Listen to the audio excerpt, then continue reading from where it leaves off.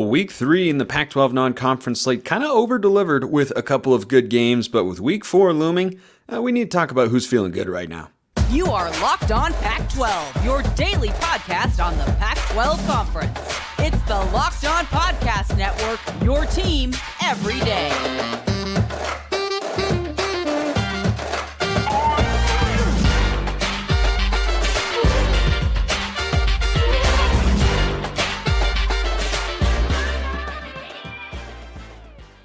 Welcome, everybody, to another episode of Locked On Pac-12. I'm your host, Spencer McLaughlin. Thank you so much for making this your first listen or your first view of the day. Part of the Locked On Podcast Network, your team every day, and your number one source to stay up to date with our media rights and soon to be mostly team-free, but until then, loaded and beloved Conference of Champions. Like, comment, subscribe, rate, review, please and thank you wherever you listen to or watch this show, which today is brought to you by a FanDuel Sportsbook, official sportsbook of Locked On. Make every moment more. Right now, new customers can bet $5 and get 200 in bonus bets guaranteed. Visit FanDuel.com/LockedOn today to get started. Week 3 talk, week 4 talk, and a question about a couple of the Pac-12 contenders that one of you sent in. So, Mailbag always open, of course, YouTube comments or on Twitter. But week 3, I said going in, was indicative of an issue in college football. What I've always seen is the biggest issue in college football, a sport that I truly, truly love, in case that wasn't obvious, and that's scheduling. Because we had 7 non-conference matchups against Power 5 opponents in week 2.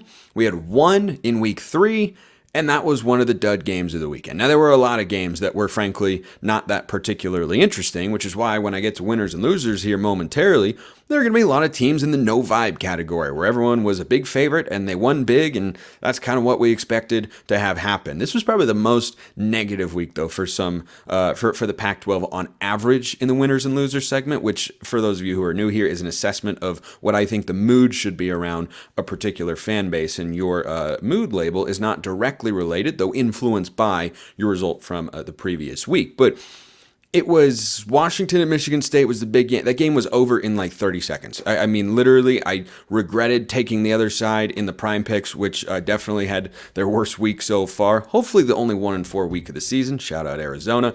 I think that it was just kind of what we expected right up until Pac-12 After Dark. The only thing undefeated at this point in the season is Pac-12 After Dark, because goodness does it deliver. Cal and Auburn, crazy, ugly, messy, great game. Washington and Michigan State was not Pac-12 After Dark, but guess what? That's why Washington won big. But Colorado State was supposed to look like Washington and Michigan State did. And guess what? It didn't. And the Buffs should have lost. But they didn't, because they are, as we have seen, a resilient bunch and capable of winning a close, competitive, hard-fought game. So let's get into it. So there are 5 labels for those of you that might be new here, listening to or watching the show. Winners, lean win, no vibe, lean lose, and losers on the week. Let's go with the winners category. The fan base that is feeling so good because of what happened last week. Nobody is in this category. Well, Spencer, but teams won. Yeah, I know Washington won big. I didn't think they would win quite that big, but they did win really big. But being in this particular category is reserved for one of the high points of the season. Beating Michigan State was a really impressive performance from Washington. They get a lean win from me, and I think they're feeling good right now. And of all the teams going into Pac-12 play this week, Washington and maybe USC are probably feeling the best about their teams. They have left virtually no doubts. There was a bad half of defense from Lincoln Riley's team against San Jose State. They looked much better against Nevada and Stanford. They had a bye this past week, and now they go into league play as a 33.5-point favorite against ASU, who we'll get to them a little bit later. So I think Washington has a case as a fan base to be feeling the best right now. I think USC is certainly up there. Colorado is in that conversation. But as it pertains to week 3, I only have 2 teams in the lean win department, and that's Colorado and that's Washington. Now, Colorado, I could have adjudicated elsewhere into a different category, but I talked about on yesterday's reaction podcast about how there were more positives than negatives, though there were definitely some negatives for the Buffs, which is that game should not have been close. Okay? a middle to upper tier team in the Pac-12, though closer to the middle in Washington State, based on what we expect right now. Though they're 3-0 and they've looked really, really good. They beat Colorado State on the road by 37 points. That's a lot. Colorado was favored by 24, and they should have lost the football game.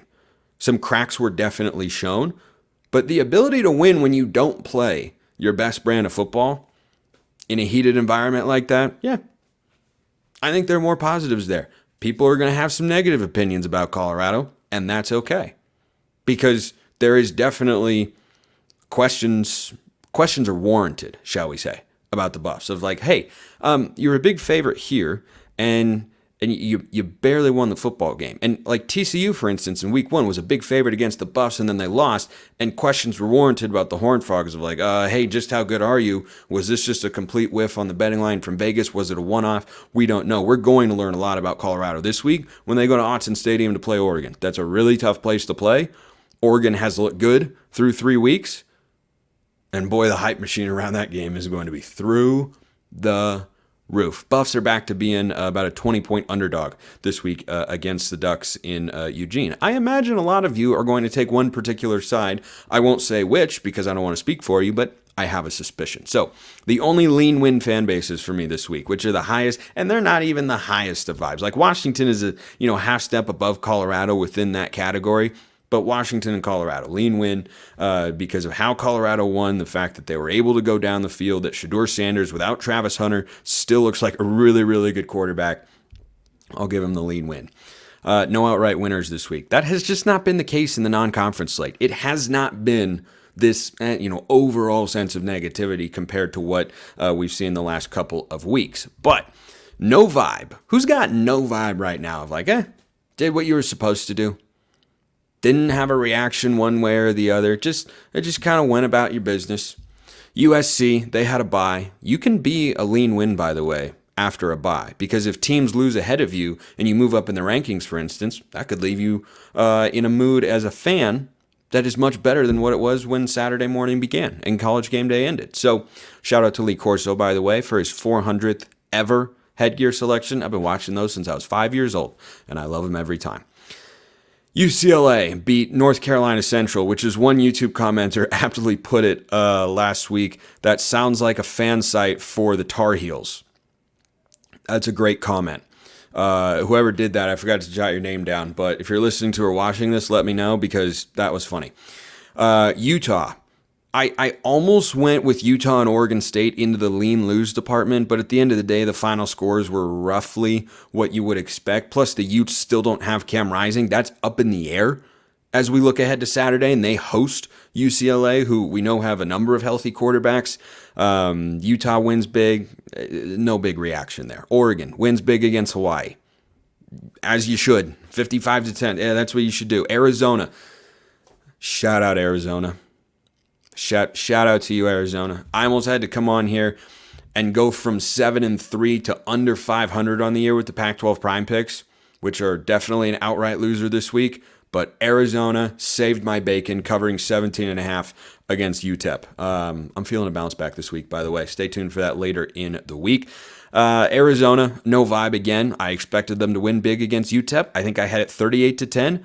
They won 31-10. That's about what I expected to see. And I like seeing that from Arizona. They go to Stanford, to the farm this week, and they're 10.5-point favorites.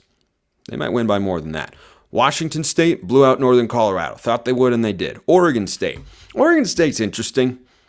I need to expand upon my thoughts with Oregon State a little bit more. This episode of Locked On Pac-12 is brought to you by Betterhelp. You can give online therapy a try at betterhelp.com/lockedoncollege and get on your way to being your best self. Every college football team is trying to be its best self every single week. You can do that if you give therapy a try. If you have too many thoughts in your head, can't wind down, dealing with something emotionally, Whatever the case may be, if you think therapy can help, there's a really good chance that it can, and BetterHelp is the way that you should go. If you're thinking of starting therapy, give BetterHelp a try. Get a break from your thoughts with BetterHelp. Visit betterhelp.com/lockedoncollege today. Get 10% off your first month. That's betterhelp.com/lockedoncollege for 10% off. BetterHelp, BetterHelp.com/lockedoncollege.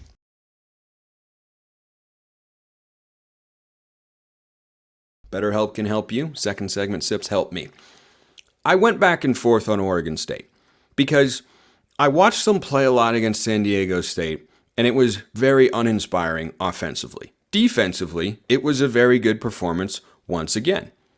They will be tested more than they have through their first 3 weeks when they play one of the marquee matchups in the Pac-12 this week in Pullman against Washington State, a game we will be talking about a lot throughout the course of this week because it's an awesome game for many reasons. But the Beavs defensively against a San Diego State offense that has been pretty anemic all season long, and that's why I thought Oregon State would cover the 23, 24 and a half, whatever it was. I thought they'd win by over 30 points. And guess what? Defensively, they held up. Now, I have Oregon State in the no vibe category because they didn't play great football and they won. So when I expect you to win big, and you don't play great, but you still win by multiple possessions, that's about what I'd expect. I expect there to be a clear gap between you and the opponent on the other side, and that's what there was.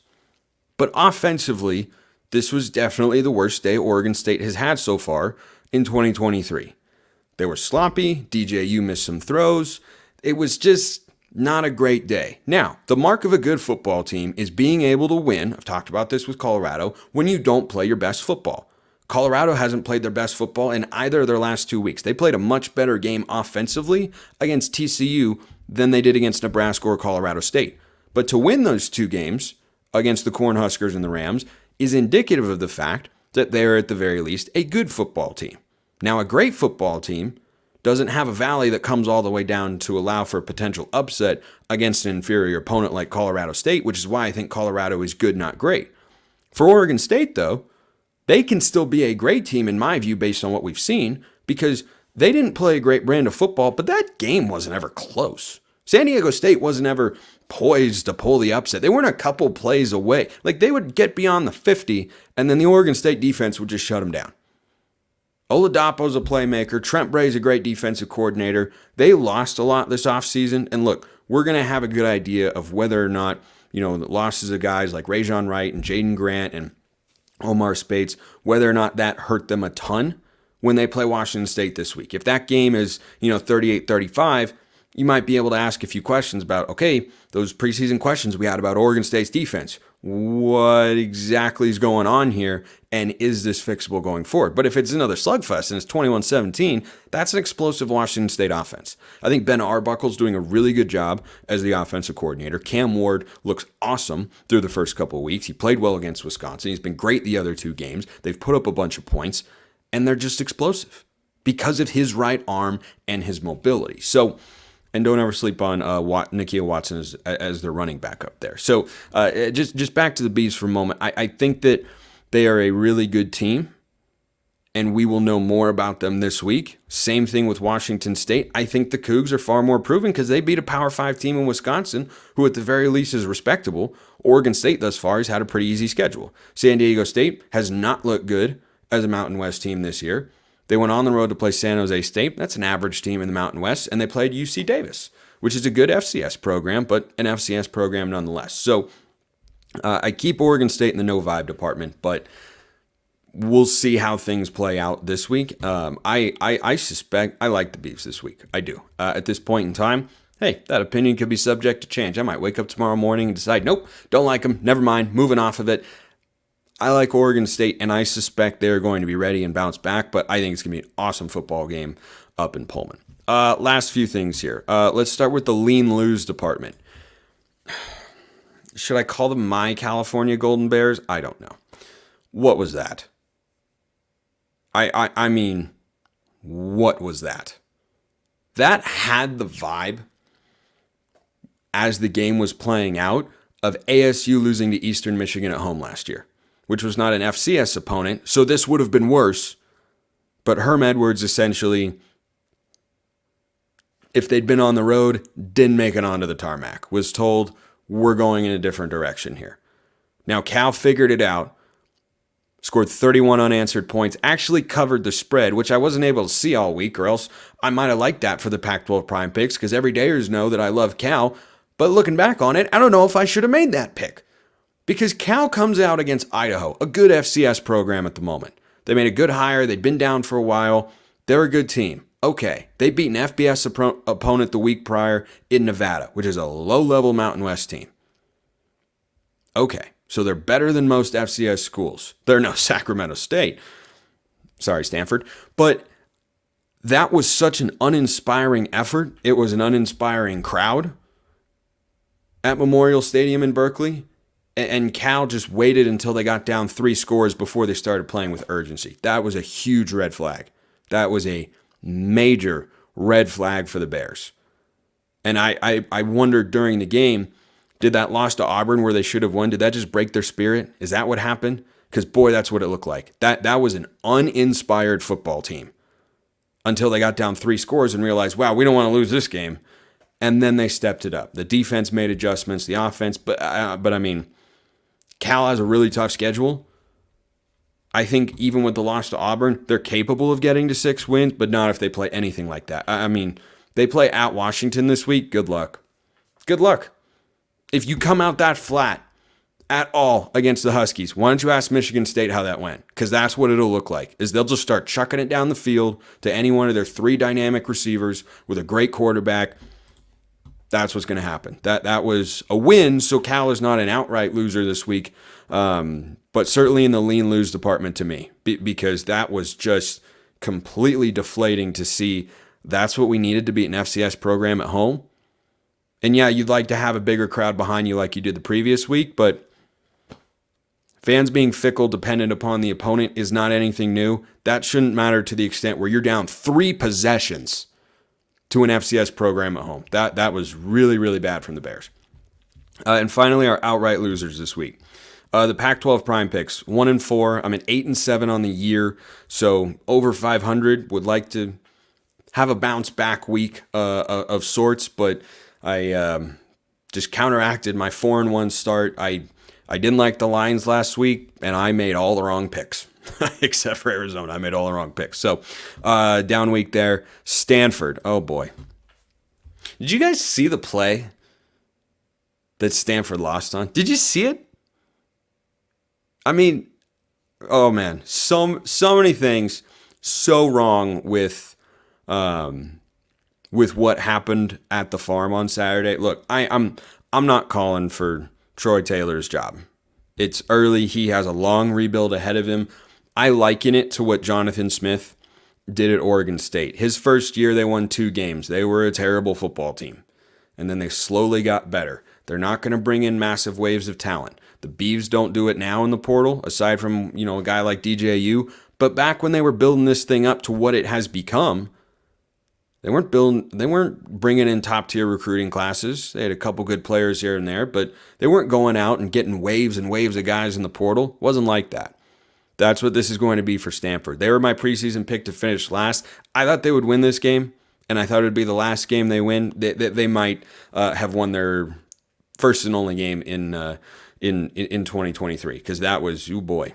Sacramento State's a quality FCS program, which is where their head coach Troy Taylor actually came from, ironically, and he wasn't able to beat them with Stanford. That's a testament to how low the talent level has gotten on the Cardinals roster. And it's going to take longer than it would at other places in today's college football world in the portal era to build that thing back up. But anytime you lose an FCS game, yikes.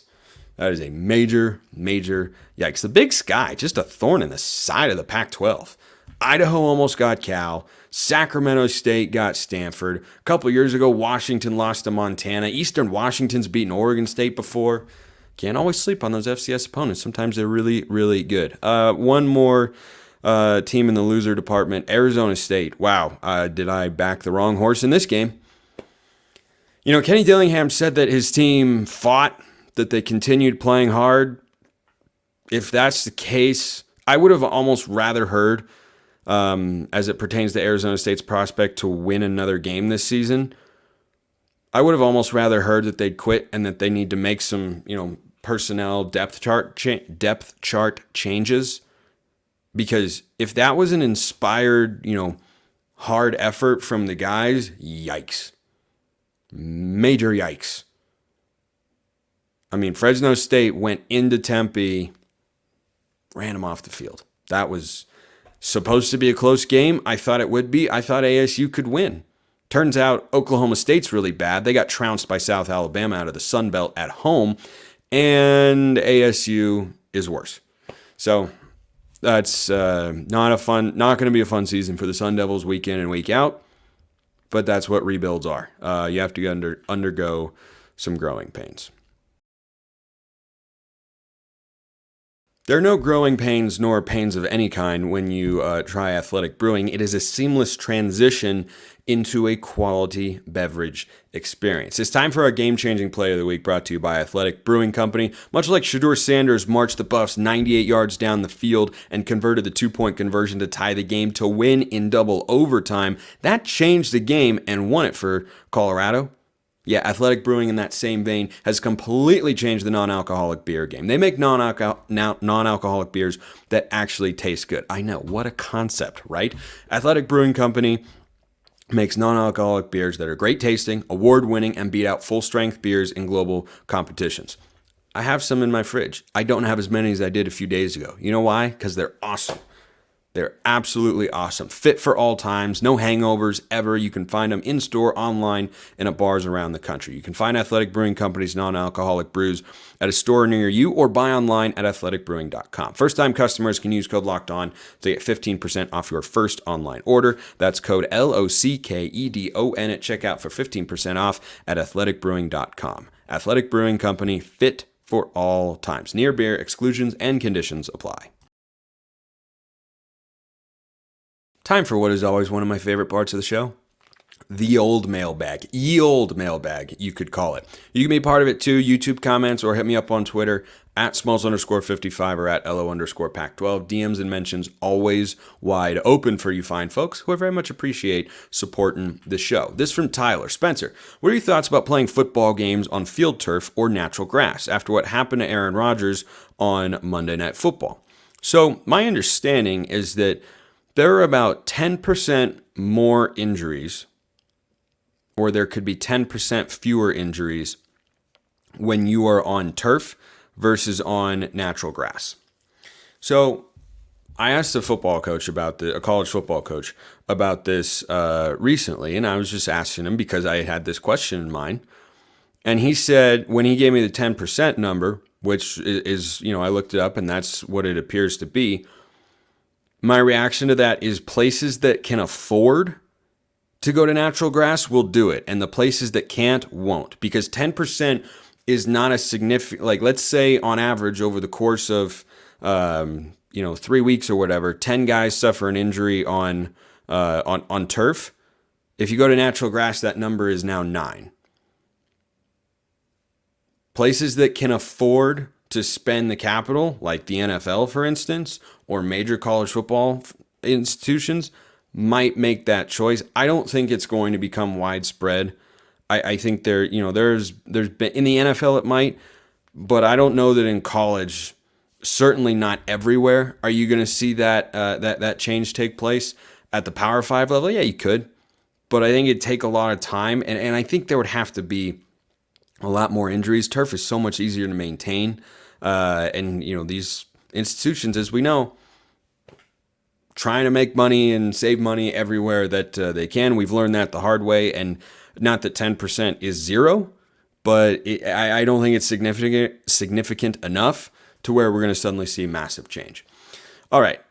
Finally, this from Michael. Mailbag question. Of the 8 ranked teams, it's a great statement to be able to say, in a hypothetical world, rank in order which teams would be most negatively impacted if their QB went down with an injury. It seems to me that this year in particular, a few of the top 8 almost completely rely on their quarterback for the team's success, not just offensive success. Curious to know who you would think would take the biggest step backs with an injury at QB1. Well, I'm going to go in order of least affected to most affected for the 8 ranked teams. Least affected, it's either Oregon State or Utah. I lean Utah because I think DJU is bringing something to the Oregon State offense that was missing last year, and Utah has been able to make it work. But frankly, I'd go like 1A, 1B least affected. Utah has been playing with a backup quarterback. They've beaten 2 Power 5 teams. They won on the road. They trounced Florida. They beat Weber State just fine. They're playing with backup quarterbacks right now, and they are the number 11 team in the country, and they should be. They're going to be favored against UCLA whether or not Cam Rising ends up playing this week. So I'll go Utah 1A and Oregon State 1B. I think the next team on that list would be UCLA, because if you lost one guy, they had a quarterback battle, right? Dante Moore's the best of the bunch, but Ethan Garbers is competent. He's capable. So he would be someone who, if Dante Moore, that is, if he were to go down, there'd be a drop-off. But what is the gap? What's behind him compared to what they have there? That's kind of how I'm looking at this. So number 3, UCLA. Number 4, again, it's tricky, kind of splitting hairs here. I'm going with Oregon. Ty Thompson has looked better in the select spots that we've seen. The reason that I take Oregon here is between Oregon, USC, Washington, Washington State, and Colorado. I look at, okay, who would be able to support a backup quarterback the best with a running game? That answer to me is Oregon. I think they have the best running backs in the conference. So UCLA 3, Oregon 4. Again, this gets very, very tricky. You're really getting into an area of splitting hairs. I'll go USC at number 5 because their quarterback, who's behind Caleb Williams, Miller Moss, is the most capable backup compared to the other ones that we're getting into. I'll be honest, I don't even know who Washington State's backup is. I don't know. Shedeur Sanders is everything to that Colorado offense. So I'll go USC 5. I think Washington State 6, because they have such a strong defensive culture. They may be able to scrap together wins with a backup quarterback in there. USC, or not USC. I'm trying to make sure that I get everybody in such. But I think for Colorado, between Colorado and USC, I think USC would be less affected by it. And it comes down to USC to Colorado and Washington for who'd be more affected if your quarterback went down. I mean, it's a toss-up. Penix is so good. I think you have more receivers with the Huskies, so I'll say Washington at 7, and then Colorado at 8, because I think that the Husky receivers would be able to at least help out Dylan Morris, who I don't think is very good, but at the very least is capable of being competent. So I think that's. And this is a question that is an interesting one to ask, because when you look at what each team has at the quarterback position, it's so good, right? I talk about it all the time. It's the best quarterback conference in the country, bar none. But how many times do you see? I mean, Cam Rising is not going to play every Pac-12 game. I feel pretty confident in saying that, given the nature of his injury and that we haven't seen him at all at this point in time. Michael Penix is outstanding, but I think Ryan Grubb's a really good OC. I think Sean Lewis at Colorado is as well. And the question is, what do you have behind Shedeur Sanders? I don't even know. And Dylan Morris, I mean, I've seen him win college football games before, but I also saw him lose to Montana. That was in a different offense. He'd have great receivers. So I think Washington 7 and Colorado would have the biggest drop-off. Not to say that they wouldn't all have some sort of drop-off, but they would definitely have a drop-off there. So good question. Good question. Oregon State and Utah, though, definitely the most prepared to handle that. I think that's enough. You are Locked On Pac-12. To click that. I didn't mean to click that. I clicked on the wrong thing. So let's try that again. I appreciate everyone listening. I'll see you next time. And until then, have a wonderful rest of your day.